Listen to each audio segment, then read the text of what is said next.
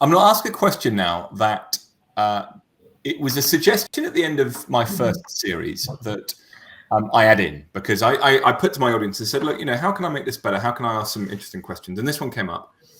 And subsequently, almost every single leader I've spoken to have just gone, that's a really good question, because you know what? I do really suffer from it. So, that imposter syndrome thing, I'm assuming, we all have it. How would you suggest, from that sort of psychologist perspective, or from the work that you do, how do people sort of get over that, or should they get over that? Is it an important aspect of their own learning that they suffer from it? Is it a protagonist of their development, or where do you stand with it all? So that's a good question. I like the second half of your question. Should we get over it? Yeah. Yes. So I'm just thinking, I thought about it as I was talking about it, thinking, actually, you know what? Perhaps it's needed. Perhaps we need imposter syndrome. So that's a really good point. Okay, do I suffer from imposter syndrome? Of course. I don't think I know anyone who doesn't. If you admire someone that appears to be absolutely killing it every day, then they're just not telling you all of the truths about their life. We all hit roadblocks, and there are things that we can't do, and we go into a room and we think, oh, they're all going to judge me, whatever it is. We all feel it. I like the second half of your question. Should we try and get rid of it? Well, I actually think the answer is no, because I think one of the biggest killers of innovation is ego.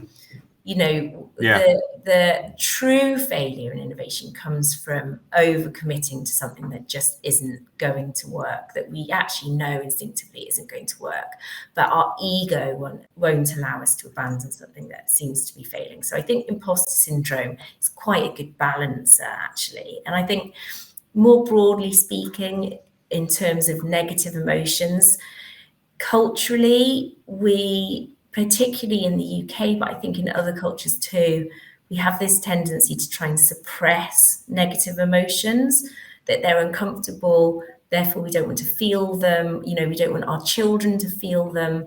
The truth is, negative emotions play a really important role in your well-being. So negative emotions signal that something isn't quite right. And actually, if we're brave enough or open-minded enough to really, if we're feeling something, we're feeling like an imposter, we're feeling worried or scared or fearful, don't try to suppress it. Really focus on that feeling and try to get underneath it. Why do I feel this way? Why am I feeling like an imposter in this particular scenario? What is this feeling trying to tell me? Because negative emotions are not trying to harm you, they're trying to save you. So they're trying to get you into a better place. But in order to do that, you really do need to pay attention to this feeling and try to understand why I'm feeling it so that you can move on. Yeah, it's I'm going to give that an awful lot more thought, because I'd never really thought of that sort of seesawing balance of imposter syndrome and ego. And bearing in mind, I think ego is, as you said it, absolutely a barrier to innovation.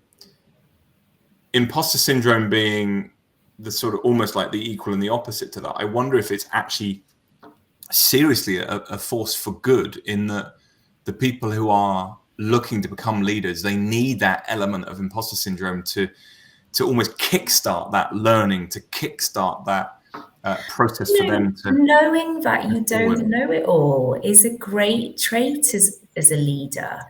Once you know you don't know it all, and you know that the people around you on your team probably have skills that you don't, that's where you can really start to empower people. But I wonder, and this would be a really interesting from a theory perspective, from a sort of academic side. Back in the day, and I remember that, because I used to do a lot of sports psychology, and we used to look at motivation, to bring back your points from our early discussions around the psychology of innovation. And you've got that sort of bell curve of motivation, which is you can't actually get too motivated, and you see this a lot in sport when people just go over the top. And the classic example is a footballer that just gets so over the top with sort of motivation that it comes out in aggression, and they just can't perform because they go too far. So I wonder if there's a similar, and I only say it because I haven't looked at it enough. I wonder if there's a similar sort of bell curve around that imposter syndrome, where there is you can have enough of it to be a positive impact on you. But I wonder if you have too much of a, oh my God, I'm just not very good. It actually, sort of pushes you over the top so that you just can't do anything. Yeah.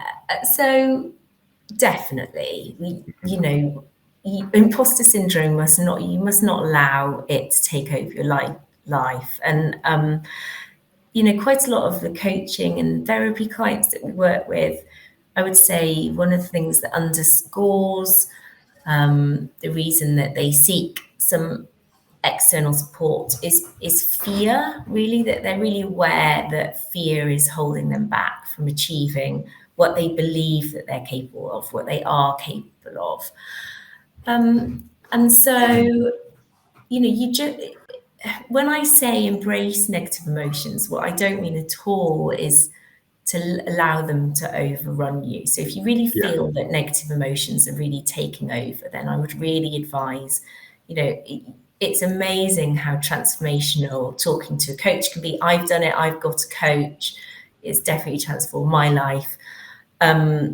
So don't let those things take over. If you feel like negative emotions are taking over and holding you back from achieving your potential, you don't have to allow that to happen. But if you just have this low level of negative emotion, that's fine. It's just normal. It's part of being human, but don't try to suppress it. Really try to understand what that's trying to tell you and learn from it, and then move forward.